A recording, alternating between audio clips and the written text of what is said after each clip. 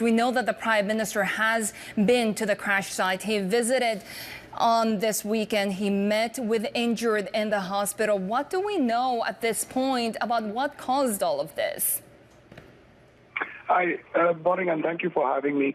Well, there is a little bit of clarity that we are getting from the railways and the government. It seems like there was a fault in the signaling system leading to the crash, not between two trains, but three trains, that were passing by, and leading to the death of 275 people. That was the death toll that the government had come out with yesterday. We've seen the minister yesterday kind of coming out with statements very clearly saying that the root cause has been identified.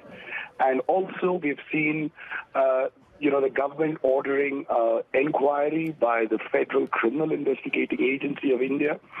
So while we know a little bit about what caused it, the faulty signaling system, the details of it are still not yet out. And hopefully in the coming couple of days, there will be more clarity on what caused this horrific accident. Sudhi, you mentioned there that India's Federal Criminal Investigation Agency is taking a look at this. Why has the government ordered a probe by them? Is there some suggestion of potential criminal wrongdoing? Well, there could be that. Of course, we haven't seen any indication of that from the statements. But, politically it makes a lot of sense because the government is under a lot of pressure from the opposition. And ordering a criminal investigation by the federal agency kind of gives it a breathing space to kind of ward off the opposition, if I may use that word. And also, at the same point of time, this is an investigation by the Federal Criminal Investigating Agency of India into rail accidents is not new.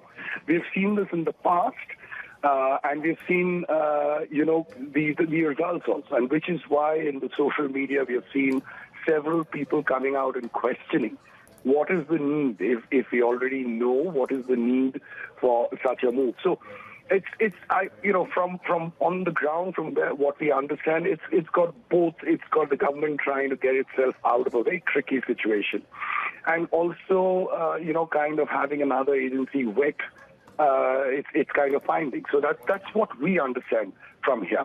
Will that strategy by the government work? What does this mean for Prime Minister Modi?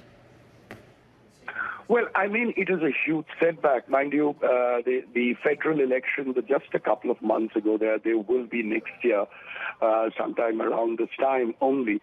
Prime Minister Modi is seeking a third term, an unprecedented third term, which you haven't seen earlier before in a long time.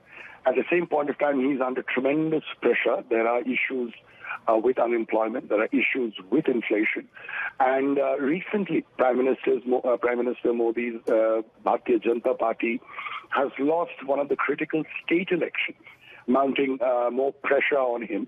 So this just, in a way, gets the opposition, the disjointed opposition of India together, and to put more pressure on the government.